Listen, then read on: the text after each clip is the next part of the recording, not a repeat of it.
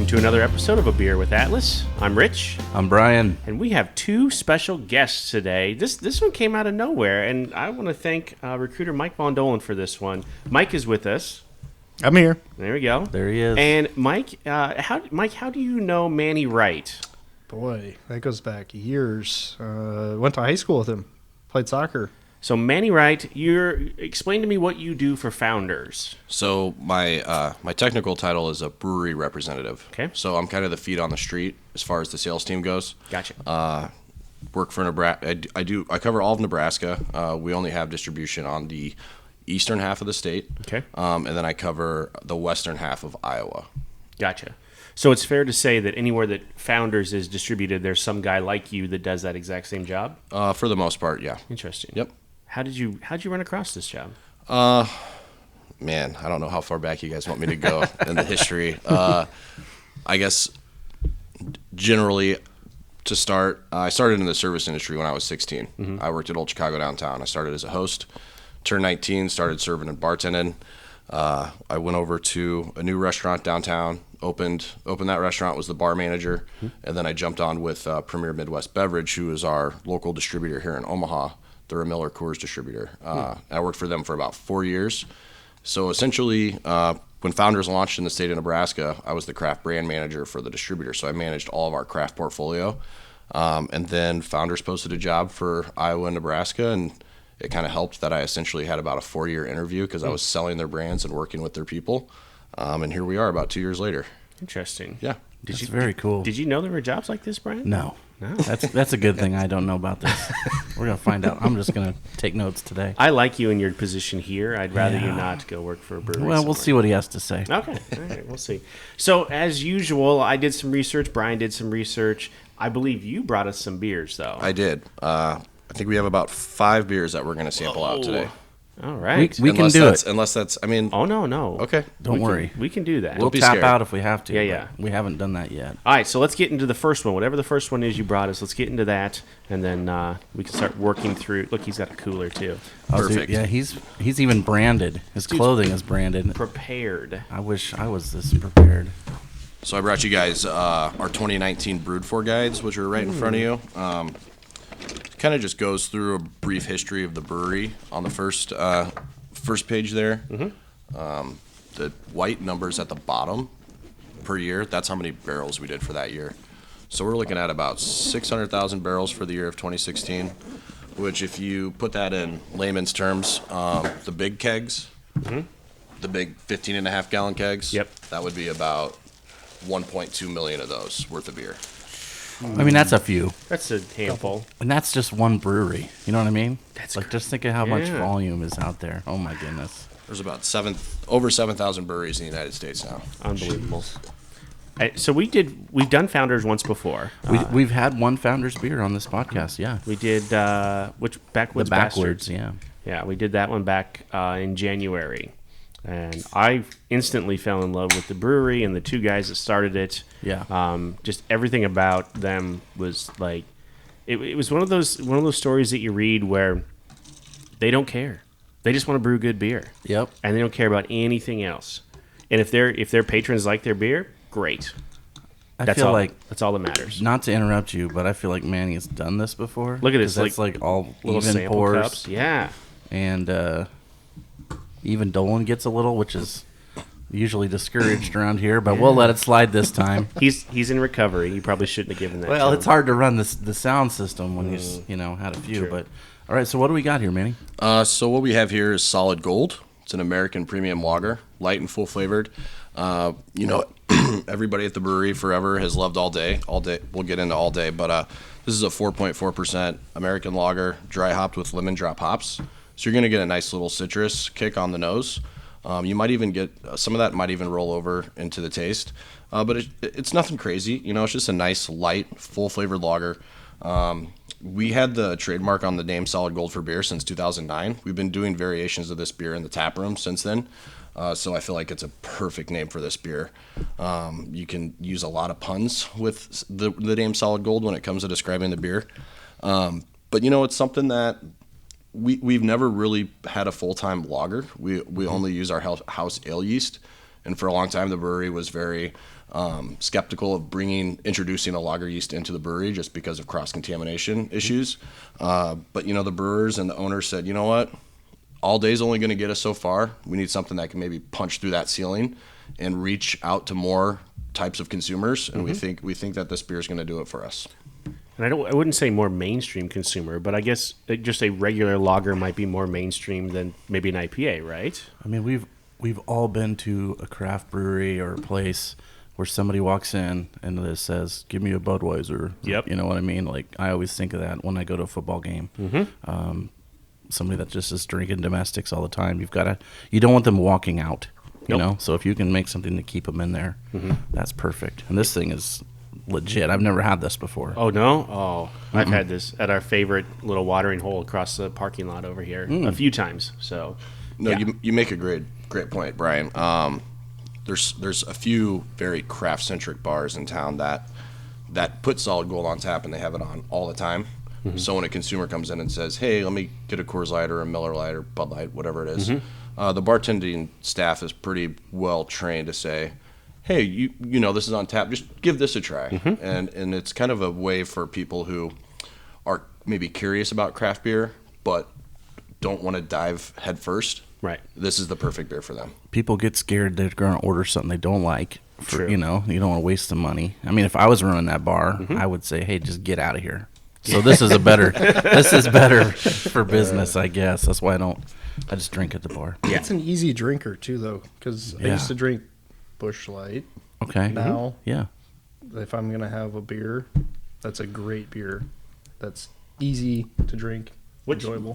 What's your go-to, Mike? Probably the all day. Yeah? Yeah, we've had that conversation. Yes. That's all I have in my fridge at home right now. There's nothing wrong with that. There's nothing wrong with that at all. Absolutely. Solid Nothing beer. wrong with that. Yeah. This is just as good though. I like this a lot. What'd you say the ABV was on this? This is 4.4%. Yeah, so you're talking it's under a Bud Light, over a Coors Light, right? Yep, So right in there. Just by a touch. I like to say it's a great lawn mowing beer. And it's also a great beer for someone like me who has all these crazy beers in my fridge all the time to have when my family comes over Memorial Day weekend, like just happened, and they drink me out of Solid Gold. We've had this Yeah. conversation Yeah, too, right? You always got to have something for those folks. Yeah, you're not cracking open a $14 whatever. No. Yeah. No. Especially on a this day is like that. easy. So I did a little bit of research. I think we talked about this a little bit when we did Backwoods Bastard, a few months back. But I think it's worth repeating just because, like I said, I instantly fell in love with this brewery and these two guys. Just kind of their kind of philosophy towards brewing and running a business in general. I don't know if I knew this. It started as Canal Street Brewing. Correct. So we had a building on Canal Street in Grand Rapids, and it started as Canal Street Brewing. I honestly can't give you the time frame. So we started back in '97. Mike and Dave, our owners and co-founders, decided to change the name to Founders Brewing Company to pay homage to essentially the OGs, if you want to call them, of craft brewing in the United States. So that's where the name Founders derived from. It was on like a label, wasn't it? Like one of the original labels, and it said Founders, if my research is right. Yep. And then- But the breweries, like my paychecks still come from Canal Street Brewing Company. They kept that as the LLC. Interesting. Yep. That's cool, yeah. I didn't know this. I mean, it's funny to say that they're like paying homage to the original brewers because 97 is pretty early. You know what I mean? Right. So like around here, most of our breweries are 2017. Yeah. So that's cool. Yeah.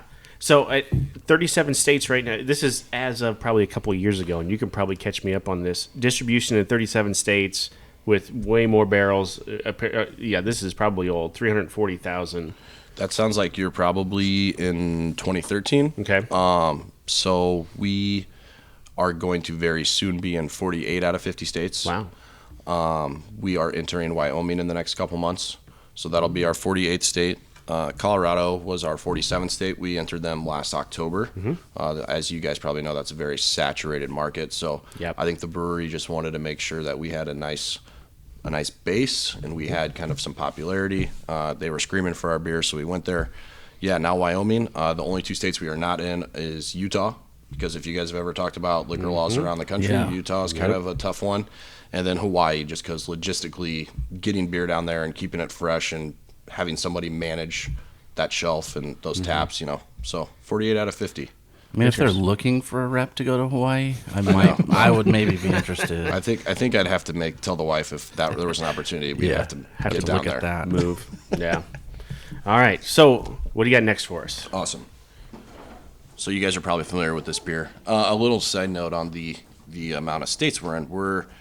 As of a couple of years ago, we were in 27 different countries.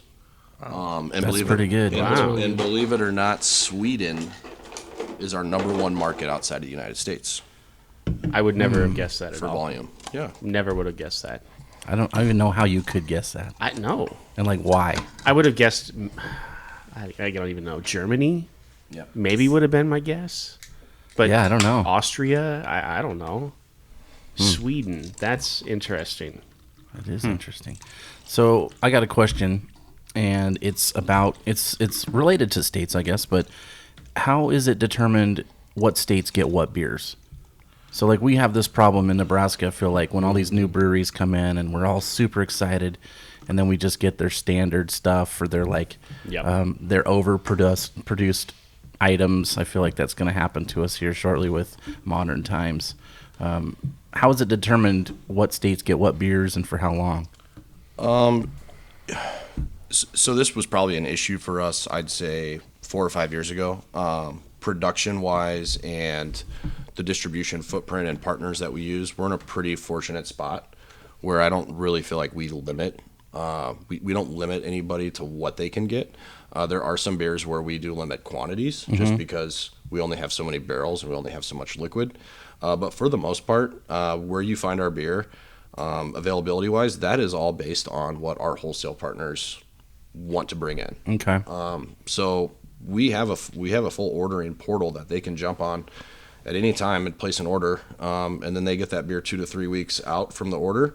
But yeah, it really just depends on the market itself and what people are drinking. If it's a smaller market like Sioux City, you might not see Sioux City, Iowa. You might not see the whole portfolio, but you'll definitely see All Day and Solid Gold and Dirty Bastard. The core beers. Cool. Yeah, I always wondered that, like how that's determined, but sounds like it's up to them, which is good. I often wondered that too. Like when it came to, especially new releases, something that we get for the first time. I mean, you mentioned Modern Times. We just got that, a month ago? Maybe, like, yeah. Who gets it? How do you get it? That type of thing. Because, It's okay. So we're talking about Modern Times. They're a great brewery out of California. It sounds like that. I've talked and I know people in the industry. It sounds like that's going to be something that gets dropped 3 to 4 times a year. And once it's gone, it's gone. But so they're not going to have like a steady stream. So it just really depends on the brewery, the size, logistically how they get the beer to where they need to get it. So what we have here is All Day IPA. It's our session IPA. It is the brewery's number one selling beer. It is 4.7%. We use Simcoe and Amarillo hops in this beer, so you get a nice, real like citrusy, grapefruity punch. Most IPAs run 5.5 to 7%. Anything over 7 is technically considered a double IPA. So this is a session ale. All Day kind of started the session category. It's the number 2 selling IPA in the country right now, behind Lagunitas IPA, which is a very well-known IPA. But obviously that makes it the number 1 selling session IPA. 15 packs, anywhere from $15 to $18. I don't think you can really beat. And it's about 50% of the brewery's production right now. Dang. you're smiling like you bought quite a few of these. the first thing I want to say is when you get the 15 pack, it's like you got 3 for free. That's how I feel. It's like, ooh, bonus beers. So those always taste better anyway. But you can find it anywhere, and it's just so good. Buck a beer. Yeah, you can't beat that. Right. And it's one of those beers, this one specifically, that I can drink like a couple in a row. Like usually I am going out of my way to not have the same thing twice in a row. And this one is one of those that I'm just like, throw them all in the cooler. That's fine. This is one of those where if you're on the fence about IPAs, this is we talk about gateway beers, right? Yeah. This is one of them. If you don't, I don't like IPAs, whatever, it's too hoppy, give this one a shot. For sure. This more than anything, I think. Lagunitas, that one will punch in the mouth. A little bit, yeah. Like- this one's like a little bit more heavy. welcoming. Yes. So Very hoppy. Mike, how did you find this beer? I mean, since it's your favorite.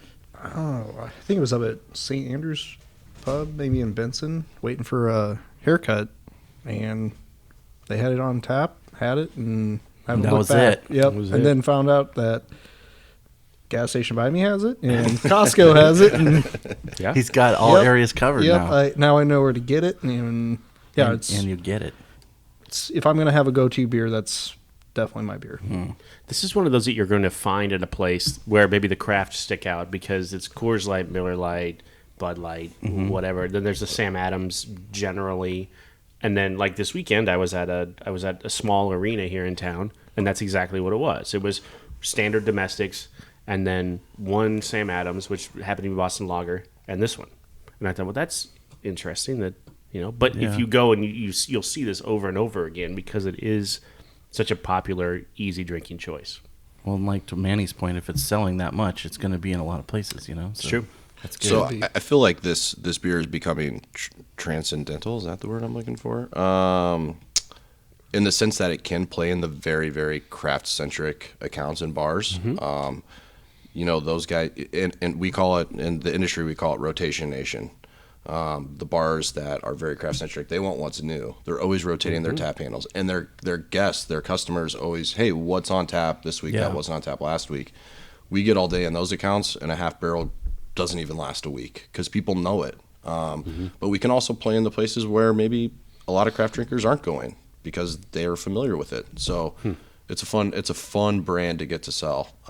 It kind of sells itself in most instances. Yeah, I don't think you're going to get laughed out of the beer bar if you order one of these, which is nice. No, not one bit. That beer converted me though from drinking like Really? your staples, Yeah. your Bud Lights, your light beers. Like now I go out and like I can't even do Bud Light or Busch Light or any of those. Like that's Another first thing I'm asking conversion. them. I love Yeah, these right? Yeah. stories. It's fantastic. So to touch back on the 15-pack, it's funny, we put this beer in a 15-pack because we have a guy named Bob Kaiser who works for the brewery who's the salt of the earth. He's our head analytics guy. He's like, I'm looking at the numbers and what it costs for us to make this and can this and all this. We could probably put this in a 15-pack and get away with pricing it like a 12-pack, just like you said. So, and now we see all these breweries with 15-packs. Innovators, not imitators is one of the mottos at the brewery. That's super cool. Yeah. That happens in our industry. Oh yeah. Right, That's Rich? all our industry is, I think. I feel like. Just copiers. Just yep. Set the trend and let somebody else And somebody else try and copy match it. Yep. Exactly. All right, beer number 3. Awesome. I can only imagine what's coming because I've had these two. Okay, first. so this is a beer that we have done the last 2 years in a very limited fashion. We're gonna. You see how It's a good thing excited I that am? Rich is like. We should get him a seatbelt. He's about ready to pop out of his chair here. We're kind of calling an audible on this beer, so this is the story behind this beer. We used to have a series called the Art Prize beer. The National Art Prize competition was held in Grand Rapids annually. This upcoming year will be the first year that Grand Rapids has not had the Art Prize in many years. It's moving to New York. So for every year for Art Prize, we brew a beer, and then we put out a contest, and people can submit artwork for the label. So this particular artwork was done by an employee at the brewery. So I'm sorry, this is very long-winded. So this is our seasonal this year. The last few years we've done a beer called PC Pils, which is a hoppy Pilsner. It was in a yellow package. We were going to give that brand kind of a facelift, if you will. We were going to rebrand it. And we submitted for the label approval during the shutdown, during the government shutdown. Oh, okay. And by the time the shutdown had ended, we didn't have enough time to get it approved and then also get all the raw material we needed for the packaging. So we called an audible and said, hey, the employees at the brewery really love this beer. It's been really successful for us. Beers like Sea Quench from Dogfish Head have seen a lot of success in the market. It's priced right. We can put it in a 15-pack and not give anything away. And so we have Green Zebra as our summer seasonal this year, which I'm really excited about. So this is a watermelon goza with sea salt, 4.6%. Definitely, it's technically not a sour, but it's definitely a nice introductory beer for people who maybe are, I call them sour curious. But yeah.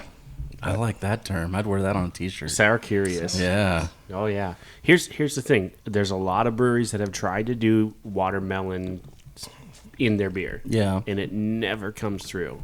There's one big one out in Colorado that I like to frequent a lot. That just doesn't work. The best watermelon beer I ever had was in San Francisco. Okay. It was at like 21st Amendment, I think the brewery's called. Yeah. And they served it, like we were talking last week about how with oranges and whatnot, and it just had a big slice of watermelon on the glass. Blam! Oh. It was good. I don't know that I've ever had this beer either. I've never had this. I was excited for it when I saw it on the website It today. smells amazing. It smells like a Jolly Rancher. Yeah, that's the thing with sometimes with those watermelons, like that fake watermelon versus real watermelon. Or I prefer like the watermelon flavor to like where it's close to the rind, if that makes sense. Let's see what we got. You're A more, little more bitter. yeah. You're more. You like the bitterness more. I'm a bitter person. You're right. This is sweet and delicious. Oh man, this is so good. That is dangerously good. Yes. Where do I get that at? I don't think it's at Costco. Yeah. Definitely not at Costco. 6-packs and 15-packs. You should see kind of the typical retailers that carry our stuff should have this throughout. It'll probably go through July, August. Is maybe you don't know the answer to this question, but is this town where they're from, where these guys are making this beer, is it known for art? It's a very up and coming city. 20, 30 years ago, it was mostly industrial, but I believe, and don't quote me on this because I'm not from there. I'm not super familiar. There's about 6 universities, different universities within about 25-mile radius of the town. So, and their economy is growing. So they're producing jobs. People are going there to move. It's a very young demographic. So my guess would be that yes, it is kind of an artsy, arts music town. And if it's not, it's definitely getting there. So some of the research I did today, a couple of things I pulled out relates to that a little bit. In 1969, they put a sculpture in by Alexander Calder, who's one of the world's most famous abstract sculptor. Okay. And it was the first sculpture that was ever done by the National Endowment for the Arts. So the government paid for this sculpture for like the enjoyment of everyone, right? And that's why I was wondering if there was like some sort of reason it ended up there, because it could have been in Chicago or New York or anywhere, and it ended up in Grand Rapids. So I thought that was interesting. And it's still a separate entity. So like the government gives the money every year to fund these sorts of arts, either sculptures, paintings, plays, whatever they want to do. It's up to them. But that's where the first one was 50 years ago. Wow. Yeah, I guess that would be a good question.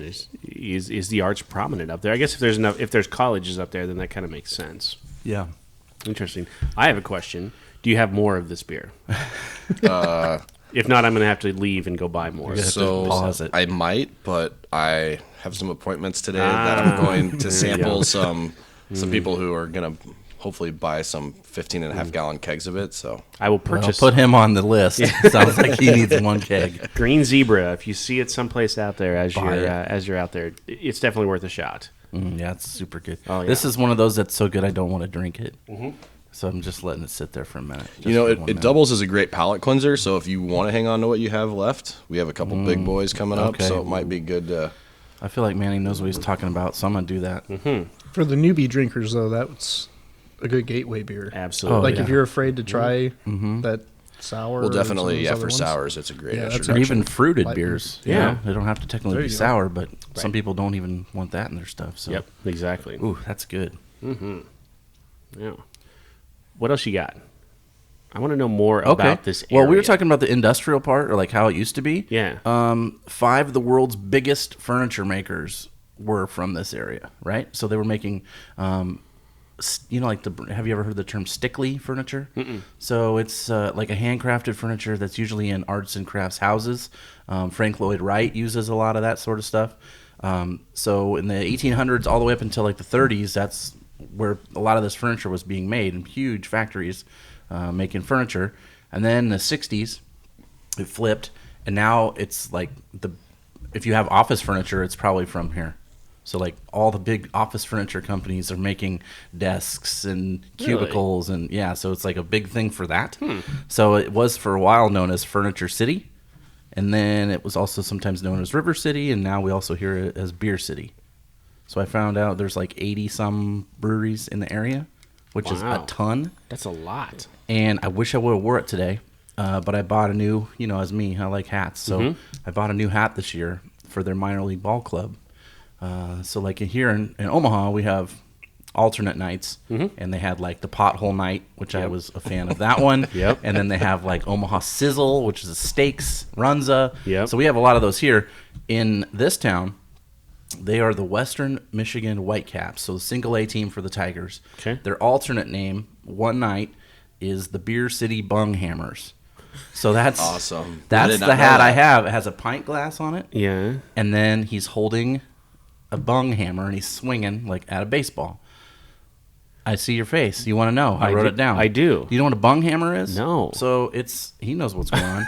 The specialized tool, basically to seal and unseal like barrel-aged barrels, right? And then you use it to hammer in the bung, which is like the cork or the stopper, and that's how you get in and out of the barrel. So it's kind of like it looks like a narrowed down baseball bat, basically. And then that's how you open them and close them. So that's the name of the team for one night. And the logo was amazing, so I bought the hat. And I've seen you wear this hat. Yeah, I was going to wear it today, but I forgot it was Tuesday, so bummer. But yeah, I have that. And the 12-year-old in me thinks it's something completely different, right? Well, yeah, that also was appealing, so that's another reason I got it. Well, there you go. Sure. Who doesn't think of Beavis when you think of that? Bung hammer. Bung hammer. Here's another thing for you, since you know how I am with music. The first and largest barbershop quartet series is from here. Okay. So 1939 was like the first one that was ever started. Barbershop. So it's like a cappella guys chorus, basically. Yep. And it was such a big hit that there's like, I don't know how many I counted, a bunch. And this is like where it originated and where that style became popular. And it's still there today. And it's like a big pastime in this town. Barbershop quartets. Interesting. Yeah. I'm learning stuff about the town where the There beer's you made, go. which is awesome. This is great. 80-year anniversary this year of Barbershop Quartet. Have you ever? You've never sang in a barbershop quartet? Not in a no. But probably one of my favorite things of like on The Simpsons. Have you seen that? Oh yes. Come on, that's great. Man, what was the name? This would be bad radio because I couldn't. There'd be silence. But what was the name? Yeah, I of can't it? think of it. I can't remember off the top of my head. But that's what we got. As you pour the next one, I'm going to look that up. The Simpsons Barbershop Quartet. Yeah, you do that. He's going to Yes. pour. I'm going to tell you one more thing that's interesting because it kind of relates to what we do.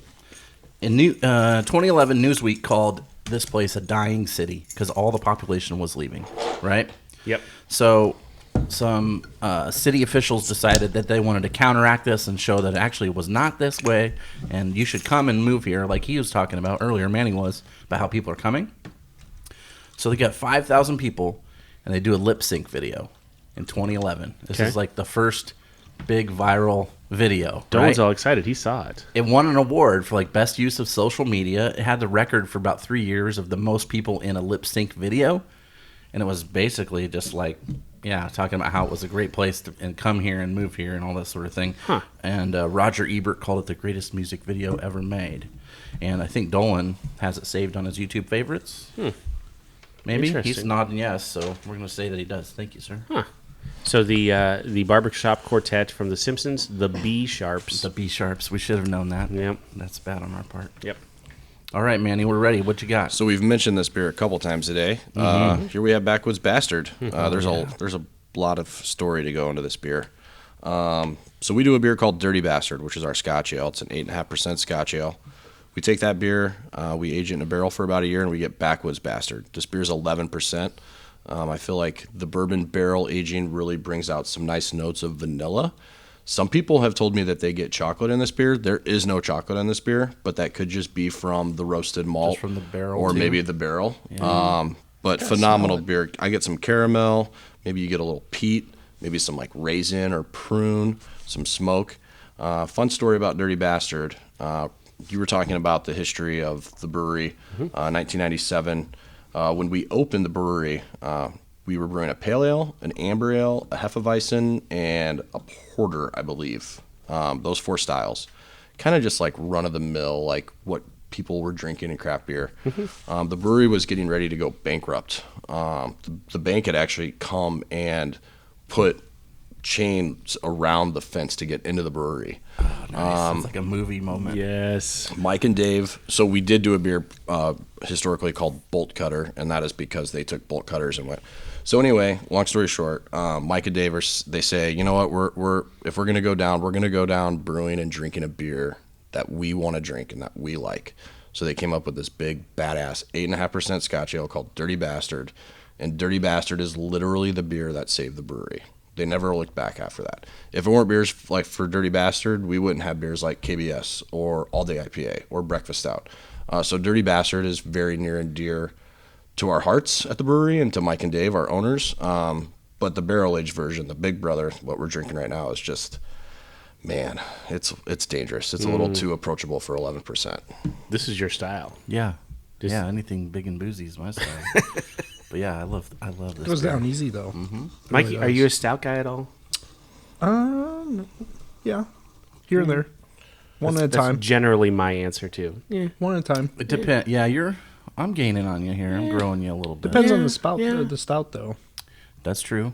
Yes. And what sort of adjuncts are there or whatever we got going on, yeah. There's a video, the story that you told, they have a video on their on the founder's website about it. It's if you want just like the screw you, we're gonna do it our way. Like we're going down, we're gonna, like you said, go watch that video. I feel like, because after we talked about it when we had this, but we had a different year's version when we had it. I want to say that's right, yeah. But when we started doing a little bit of research then, I watched like almost all the videos they had on YouTube, and I felt like the production on those videos was amazing, and they should have way more views than like 1,000. I was like, holy cow. I've had videos that have 1,000 views. That's sad. Yeah. Good job on the videos, founders. Keep them up. Yeah. So the marketing slogan, Brewed for Us, is kind of what that is derived from. The whole, hey, we're going to do what we, and it's like you see on the koozies. What's it say there? We make friends with our beer. We make friends with our beer because we make beer with our friends. And it kind of ties into the whole Brewed for Us thing. We don't, a lot of people think that might be kind of like snobby or like uppity or like exclusive. No, it's like, we want you to enjoy these beers with us, and we brew them because we enjoy them, and we want you to enjoy them too. We've talked about this so many times, but it bears repeating again. Like, the way to make it, especially in a brewery, is like, you don't want to pander to people, right? You want to make things that push the boundaries and or things that you yourself would want to buy. You don't want to just make beer to try to sell it, because that never works out well. Right. And those are the places you don't go back to. I don't know. That's just how I feel. Innovators, not imitators, right? For sure. There you go. Oh, man. Just as we've been looking at these pictures and all the beers we've had so far, I just keep thinking to myself, like, God, this is just such a great brewery. They're just like, such a good... well-rounded. They have stuff for everybody. Yep. And it's one that we almost take for granted here, because it's been here a few years now, and, new stuff's always popping in. But, God, this is just so solid. Just consistent, I think. And I was just at the picture... I was like, oh, yeah, I get this one every year, and I get that one every year, and I get this one when I can, and I get that one every year. And it's just like every calendar month there's like a different one that I usually am getting someplace. So I'm just loving this. It was a great day. So you pointed to Breakfast Stout and Backwoods Bastard. Oh, yeah. I have a quick note about those real quick, just for anybody listening or in this room. Those beers are now year-round available from the brewery. So... Backwoods always used to come out around Thanksgiving, and Breakfast Stout would always be kind of like right behind it. We are fortunate enough at the brewery to have enough barrels with Dirty Bastard in them that we can just produce and distribute Backwoods year round. So if you have any verticals or any aged Backwoods Bastard, I would open those up soon. There you go. Or you can hang on to them, and they could be like worth a bunch of money in 20 years. But I don't know who's going to want to drink them. What's the shelf life on those? So, Backwoods Bastard, technically, we technically, the most amount of days we'll say a beer shelf life is 365. That's mostly because the production team at the brewery, we age the beer for you, right? It's in a barrel for 10 to 14 months, depending on the beer. But we know people like to age the beers. We're never going to say the beer is going to be bad after 365 days. It's just kind of a suggestion of like, hey, drink it within that time frame. Breakfast Stout is 180 days. Rubeus is 365 days. Rubeus is our raspberry ale. I'm glad you said that because I've never known how to say that name. Rubeus, yeah. Rubeus. So It has the weird E. Yeah. So Rubeus, funny story about Rubeus, we're not going to try it, but a couple of years ago, some of the production guys and the owners opened up a Rubeus that was like 4 or 5 years old, and pretty much it tasted the exact same way that a fresh Rubeus would taste. It's wild. I don't know. So they're really, we say 365 on Rubeus, but apparently it's fine after 4 or 5 years. I'm guessing it was in a dark... Stored properly. Sure, right. sure. I wouldn't let it be out in the sun. It might explode on you when you open it. Don't leave it on the dash of your car. It was in the backyard, yeah. Yeah. So Rubeus was the first ever beer I had on nitro. Cool. So That's a fun one to have it's on nitro for the delicious. first time. Oh my gosh, it's like ice cream on top. Yeah. It's so good. Yeah. Yeah. That one's Tap House up the street always has it. And whether or not they always have it on nitro is Yeah, you know, but whatever. they always have but, that beer. Man, if they do, I will always default to that one just because it's just so Nice creamy and and creamy, good. yeah. Oh my gosh, Yep. it's so good. And it's totally okay as a dude ordering a raspberry beer. I don't care what you say. Yeah, why It's not? totally okay. I'm going to order this watermelon beer. There we Heck go. yeah. See? There you go. Yeah. All right, what's the last one you got for us? So I brought a treat for you guys. Oh, Well, we like treats. And this is why I said There it's we go. probably a good thing that lunchtime's after this, because Yeah. you guys might be feeling a little like you need a nap or something. I don't know. So we have a 2019 bottle of KBS. So we do a beer. So this is kind of similar to the Backwoods Bastard in the sense that we do a beer called Breakfast Stout, which is an 8.3% imperial oatmeal stout made with chocolate and coffee. We take that beer, we bump up the original gravity a little bit, so we get the ABV up to closer around like 9.5 to 10, and then we throw it in bourbon barrels for about a year, and we get this beautiful beer called KBS. This year's KBS was came out to 12.2%. Sorry. This beer, I have been told. That thing looks so This dark and beer, chocolatey. this beer, I have been told we do this beer every year. We used to do this beer every year, April 1st, but now we're kind of pushing back the release date to like the middle of March. I spoke to multiple people who have worked for the brewery for many years, and they say that this is the most balanced, best, well done KBS that they've ever tried from the brewery. Obviously, you're going to get some notes of bourbon, chocolate, coffee. It's not too boozy, so it's not gonna like the booze is not overpowering. Personally, of all the KBS I've tried, I liked last year's the most because it was more chocolatey. So it was very like creamy. It was like drinking like a chocolate milkshake last year. But this year's is very nice and balanced. We only do it once a year, and I thought I'd bring it for you guys so you could give it a try. So this is one of those beers that, like, especially here in the Midwest. I don't know if it's anywhere else, but here, like, on the day it comes out, people line up. Yeah. Right? You line up We for go this. chase this all around town Yes. and get as much as we could. Yep. I've never had it. Really? Never. I know for a fact I have it from 14 to 19 at home. I've got 4 packs and I've got bombers of each one, just kind Wow. of chilling. So someday I'll do a nice vertical or something. You're not just a beer collector, you're a beer hoarder. Yes, that is true. That is true. I'm not saying that in a negative way. No, at all. my wife does. But what do you call that's that okay. room? Well, it's more than one room, Mike. But it's called my basement, and but it's good. I have 2 beer fridges, and I built a special room just to like put this sort of stuff away out of its total darkness. Yep. So yeah, Like on racks? You I have racks. Spin the bottles? I have racks. I have trying to think of what the term is, but yeah, I have it all set up. I have my shelves that I built, custom built shelves. You got your own little cellar down there. Yep, that was the plan. So it doesn't having a kid has really helped my cellar because there's rarely a time I actually get to go in there and get anything. So a lot of what I have in there is from like 2015, 2016. So that's good. What do you think? It's like a little delicious Dairy Queen treat. It's amazing. With bourbon. With bourbon. Which, yes. I mean, I don't know if you guys are bourbon drinkers, but I love me some bourbon. No, so. but I don't mind bourbon in the beer, though. Like, I I don't mind love it. that. The color is like motor oil, but which could be a little intimidating, but it is amazing. Yeah, that's a hang up. A lot of people say, I don't like dark beers. Well, No, they just haven't had a good one. You just haven't had it. Right. That was my thing. I was like that for a long time. This is funny because this is like my mom's favorite style of beer. Really? Awesome. 63-year-old farm lady loves barrel-aged stouts with some Really? chocolate Love in there. it. Oh, it's like her favorite I thing. think she'd be like a Schlitz. Nope. No? She probably went down that road, but this is where we land. So Mother's Day, Christmas, birthdays, I get her like at least some cans and maybe a bomber of some sort of barrel-aged stout, and that Interesting. just makes her happy. So Dollen, you found this is your fiance's favorite style too, right? Stouts, which is weird. It doesn't like regular beers. well, they but got a lot of flavor, man. There's a lot of stuff happening, you know.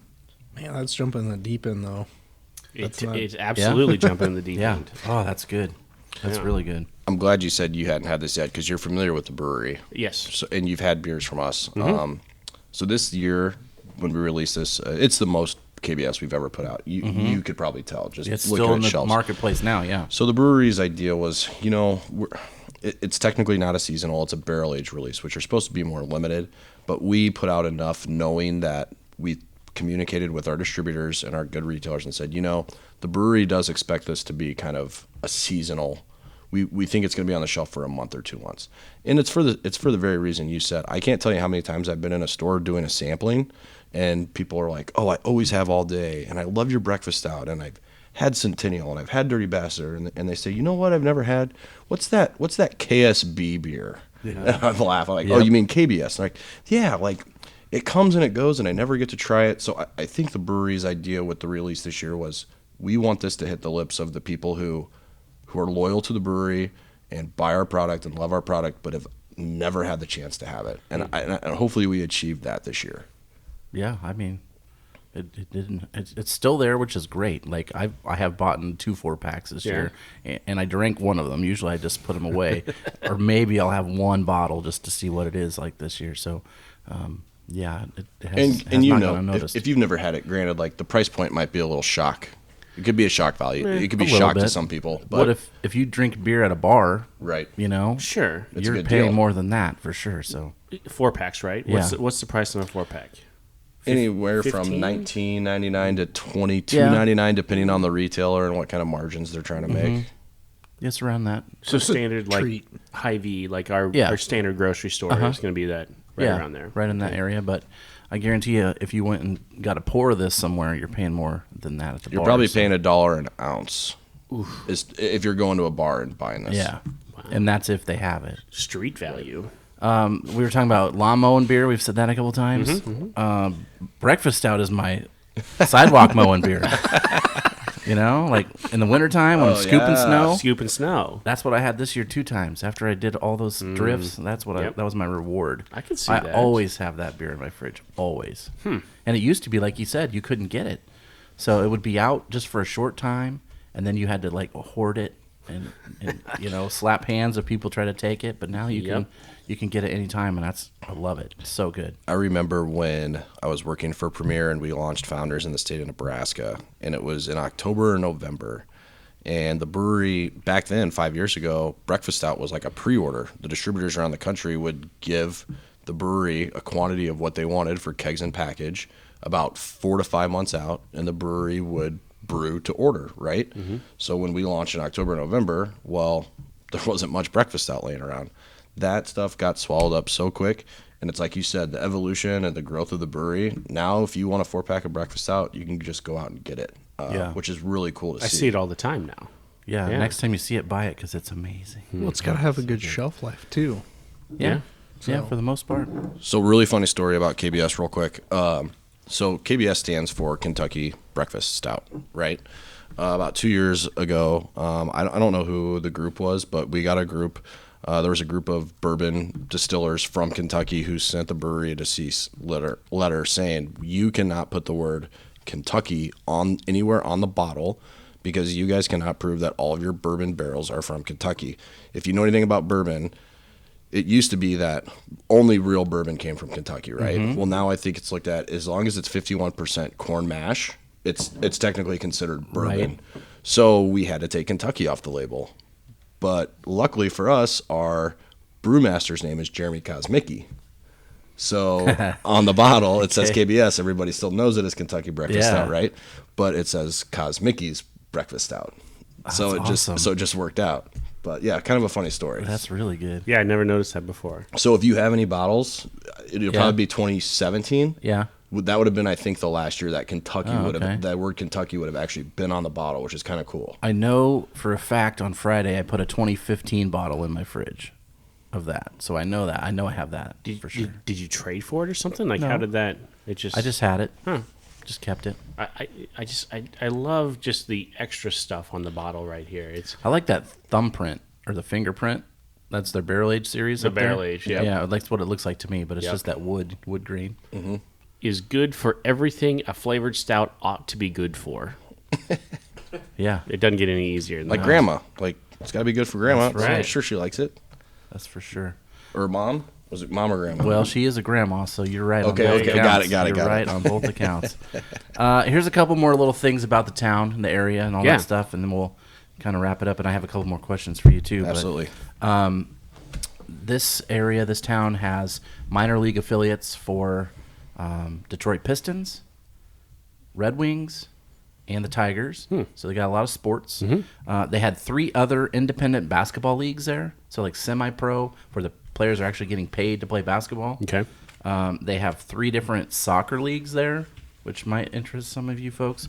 They have something called futsal, Futsal, which I was Yeah. like, what the hell is that? What is that? I didn't know that. I'm a glad heavy you ball. asked. The ball's heavier. It doesn't bounce as much. It's indoor soccer, basically, but it's on a hard court. So it's like kicking a soccer ball on basketball court, maybe? Go look up some videos. These guys, their foot skills, like it's That's like basically FIFA. what it's for. Do you remember the video game FIFA Street? Oh yeah. I mean, it's like freestyle. Okay, like the and one like basketball videos. You guys Sure. remember those? Like the just crazy. It's Yep. like that, but soccer. It's nuts. Go It's check Really? like what it was intended for was to like showcase skills. Yep. And it's like it's a lot smaller and that sort of thing, but it's for people that like dribbling and passing and that sort of thing. In traffic, it's 5-on-5, which I guess is something different. Let's see what else. Oh, they have a lacrosse, like a major league lacrosse team, and that's so apparently it's a big sports area. So you're telling me the next time I go up there, I should just like give myself my liver a break and just go watch some sporting events instead of trying to hit all the breweries I can? No, I would do that too. I would just maybe stay another day. Just lace up your boots and try and go play. Yeah, try and go. There get you on the go. court. After a couple, I wanted to throw some people out to you, and I picked some that Rich would probably know, and maybe you guys will know too. But as a dad, especially a toddler boy at my house, I know this name very well, and his name is Jeffrey Brown. He's from this town, and he's an author. And his most famous book is called Darth Vader and Son. Oh yeah. So there's like these Star Wars kids books that are out there, and he is the illustrator and author of those. Gillian Anderson, you know her? Oh yep. She's from this area. X-Files. X-Files, you're Really? right. Dolan's favorite, Taylor Lautner, he's a Team Jacob guy. He's from this area. Wayne Huizinga, Yep. CEO, owner of Blockbuster Video back in the day, which is where he got all of his money. You think you got out in time? I probably don't think so. Maybe he did. And he owns a sports team. Dolphins, Yep. Florida Oh, Panthers, wow. and the He's fine. Marlins. Yeah. So he owned all those off Blockbuster money. And then I think we were talking about this maybe, but Maynard from Tool is from this area. So he's from that area. Just Al saw Tool Green, last week. There you go at the concert. It was awesome.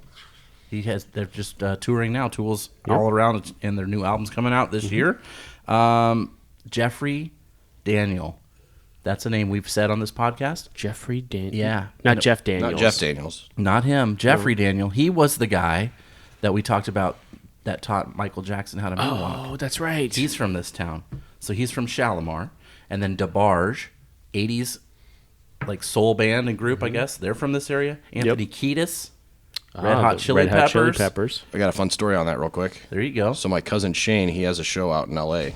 It's called The Shane Show. Sorry, I'm giving a shameless plug for my cousin. Perfect.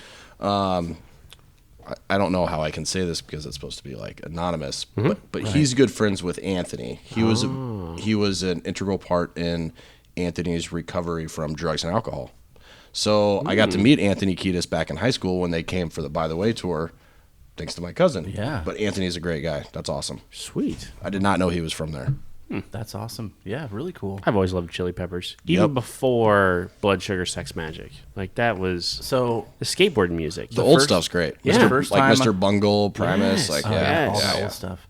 The first time I ever heard Red Hot Chili Peppers would have been like 1987, and my mom hired a babysitter. She was a high school girl, and she had a yellow Volkswagen Bug, and she had 2 cassette tapes, and she brought them in the house, and one of them was it was the one that had Higher Ground on it. Mm-hmm. So it was like right before the next big album, you know? So it was right before Blood Sugar, Yes. I think. And that was the first time I heard I it. can't for life remember. All I remember is Flea wearing the Stuffed animal pants. Yeah, I wish I had those. That's all I remember. Del Shannon, you ever heard of him? Yes. He was from there. The whole Mayweather family is from this area. Yep, Floyd. Floyd Sr. and Floyd Jr. And there was like a couple of uncles that were boxers too. James Toney, heavyweight champion for a while. He's from there. And then current NBA star and basically just bucket maker Devin Booker is from this area. I did not know From the that. Phoenix Suns. He's, Isn't are you continuing this list of people, famous people? No, go ahead, throw it on here. Did yeah. you see? Isn't Greta Van Fleet? Oh, they might be from the around there. area. Could be. I'm pretty sure they are, and I'm pretty sure they just won an award for like album of the year or like. Yeah, they're a very divisive band. Have you heard about these guys? Rich? You mean Van Halen? No, Led No, Zeppelin. they're like Led Zeppelin. They sound like Led that's what I was Zeppelin, going and for. they're all like 20 years old or something. That's like what I was that. going for. I think, there's some people that say you're a ripoff and you shouldn't do this, Yep. and then there's some people that say go for it. You sound good, and every band has influences, and it depends on how much you want to show them. Are they actually doing Led Zeppelin songs? No, Then it's who their own cares? stuff. So they sound like them. Who cares? Yeah, I'm in your category. I just feel like if you want to do it, and Right. people want to pay for it, good for you. I was just like Coheed and Cambria. I thought they sounded like Rush for years. Really? Yeah. Dolan, hold me back. Wait, there's a band that no one sounds like Rush. No one sounds like Rush. You no, can't. Yes. It's impossible. So they're from Frankenmuth, Michigan, which pretty close, right? I think so. I guess. so they're. I'm trying to find it on the map. Can I just tell you, I've learned with the stouts, I've been trying to warm it up here. Yeah. You see me trying to do the Yep. thing over here. I like it better cold. Like Yeah. cold was better. I'm that way too. I agree. I usually am a cold right away. Kind of room. I don't like it room temperature. Some people like that's the only way they'll do it. That's way more Aaron style than Yeah, ours. And yeah. there was so much more flavor when it was cold, maybe than when it's a little warmer. Different So flavors. probably come out, different. Probably different flavors. If you remember it back in high school chemistry, when things get warmer, atoms typically move faster, and when it's colder, they're more dormant. So the real true flavor of the beer is probably right on at about 50 degrees. And this beer that we just drank is probably closer to 38, 40. But it's all preference. I mean, everybody tastes beer differently. Everybody has different For palates. sure. How has your palate evolved? Because I'm assuming it's had to have gotten a lot better. It's gotten better. It's still terrible. I mean, Yeah. It doesn't help that I make certain life choices that does not help my palate. Right, I got You you. guys can figure that out. Yeah. But I feel like once you've tried a beer and you can talk through a beer with people who do have good palates, that's Yeah. where you're going to find the most value as far as remembering. It's like the power of persuasion. Like if I tell you before you drink something, hey, all day IPA is going to taste a little grapefruity and citrusy. The first thing you're going to smell and taste is grapefruit. Yeah. You know what I mean? So it's gotten a lot better. But I know people who pick up stuff, and I'm like, wow, where did you even pull that Yeah. comparison from? Yeah. And I'm like, oh yeah, I totally taste that, or I totally smell that. So Yeah. it's always fun to taste beer with people who know more about beer than you do. And I find myself always learning about beer, which is very cool. That's me on every episode that we do with Brian right here, because he will come up with stuff. I'm like, I don't know, it just tastes good to me. And I feel like I got training wheels on still. There's some people out there that are just pulling amazing things out. I'm That's just like, true. What? When people are like, oh, like this Belgian beer tastes like Band-Aids. You're like, well, how do you know what Band-Aids taste like? It's like, well, I hate to say I do not have you know, taste. but you know what I mean, though. Yeah. Yeah. Yeah, that smell. for sure. Interesting. All right, so wrapping up here, give me what's next for Founders? Like, what can we expect over the next couple of years from them? Okay, our barrel age programming, we typically, it seems like in the last 3 or 4 years, have released a couple beers that we've never done before, or maybe they were just tap room only and the recipes got tweaked. We're doing a beer that just is going to start hitting the market pretty much this week called Mas Agave. So You sent me an email on this today. Yeah. yes. So it is an imperial lime goza that we aged in tequila barrels, and we added blue agave, which if you know anything about agave syrup, it's kind of sweet. It kind of mellows things out. This beer is not hot. It's 10%. When I say it's not hot, it's not super boozy or tequila-y. It's really weird, guys. I've tried this beer. It tastes like you are drinking a $15 top shelf margarita. Wait a minute. It's 10%? It's 10%. What? This barrel-aged beer is going to be the consummate summertime barrel-aged beer. You guys got to grab Which is a a four. weird concept that normally it's, wintertime barrel age. So You got to grab a 4-pack if you see it. Let When's it coming your out? mom try it. Let your wife try it. The distributor just got it on Thursday, so we'll start seeing it at retail starting this week. As far as looking further down the line, we're bringing a little beer called Imperial Stout back at the end of the year, which we haven't done in the last couple of years. I know a lot of fans are very happy about that. that was another really great one. Yeah. I have one bottle of that, I know still. It's just called a 12 ounce, but It's just Imperial Stout. Imperial Stout. Yep. Wow. Okay. Looking further ahead, I'm the bottom of the totem pole when it comes to anything for the brewery. So, I do officially work for the brewery, so I don't want to pretend like I'm an imposter because I'm Sure, not. right. But a couple years, if we keep growing like we're growing, we could be close to 1 million barrels in the next 2 to 3 years as far as what we produce and put out, which is huge. But Mike and Dave, our owners and founders, have done a great job of maintaining the culture that the brewery was founded on.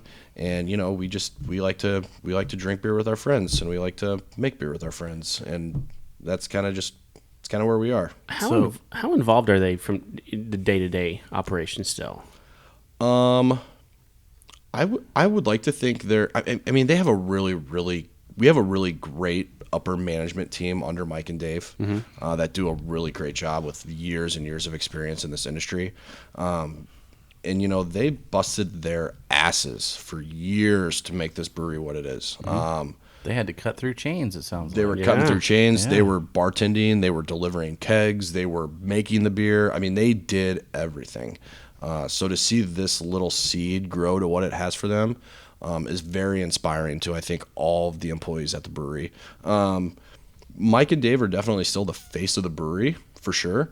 But as far as day-to-day operations go, I'm sure they're giving their input on, hey, like, people come to them and say, hey, we got this beer, we got this beer, we got this new beer, try this. They're still making those decisions, I feel like, with our marketing team and our higher up sales team, like what beers are going to work and what strategy are we going to have going to market. Mike and Dave definitely are still heavily involved in that, for sure.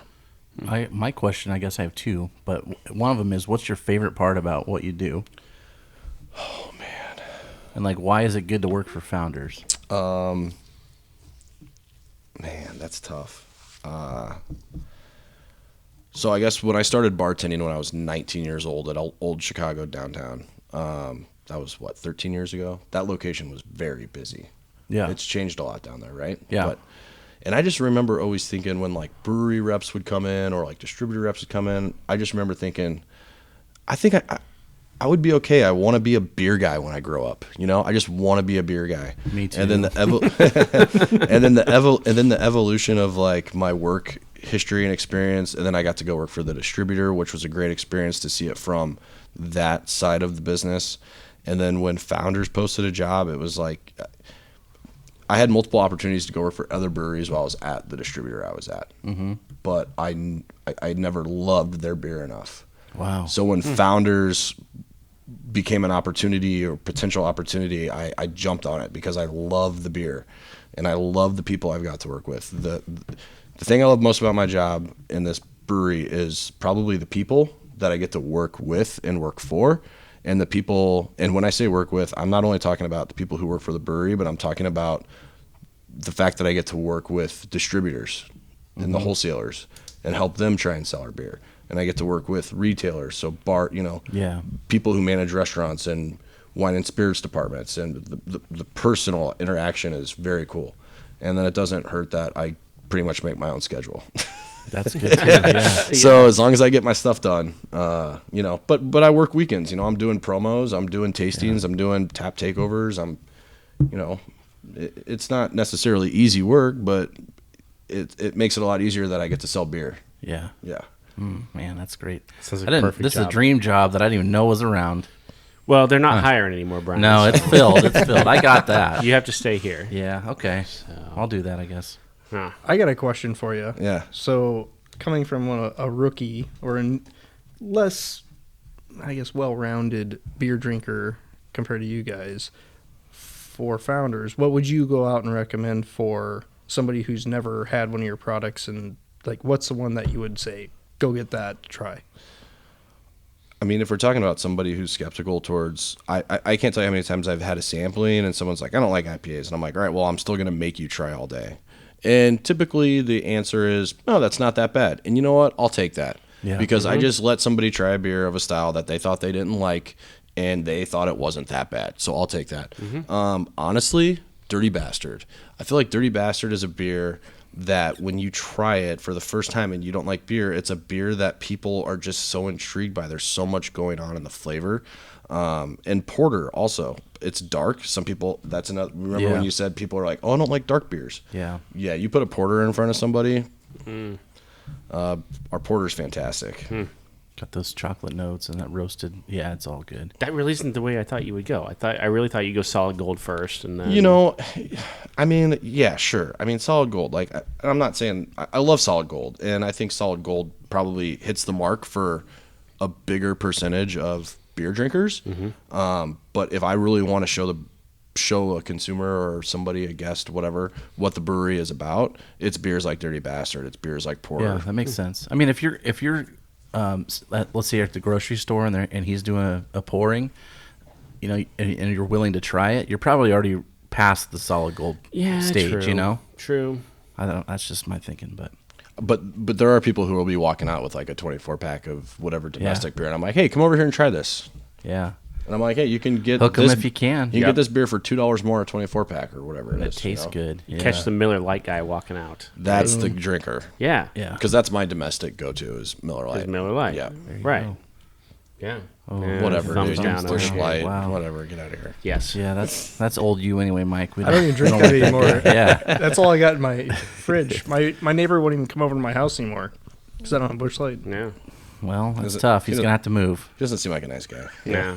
You're better off now without him. That's right. Honestly. So, Rich, sir. rank them. What was your favorite Oh today? boy. Okay. So I got know what you're gonna say. Green Zebras first. That was your Nice. Yeah, that was your favorite. I knew that. Absolutely. And then solid and gold and all day kind of interchange for me because it's either one of those would be fine. And then KBS and not that Backwoods Bastard's bad. Yeah, I just the think other ones were that good. Just in general, yeah. That's yeah. just well, kinda, that's your palate too. right. Yeah, for sure. Give me yours.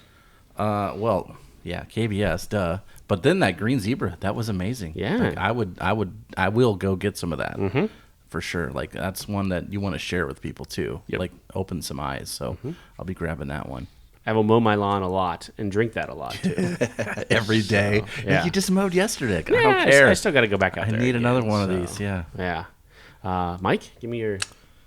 he's gonna say Obviously, all all day would be my number one, but that Green Zebra and even the Backwards Bastard, that Backwards was Bastard, kind of opened my eyes a little bit on, putting the feelers out to go try new That's all it stuff. takes. 'Cause That's awesome. those are fantastic. That makes Brian so happy. I mean, I'm gonna guess Manny feels that way too, though. Like, there's nothing better than getting someone to like change their opinion about a beer, or like say they like it when they knew it beforehand they weren't going to. Yeah. It's just, it feels so good. Yeah.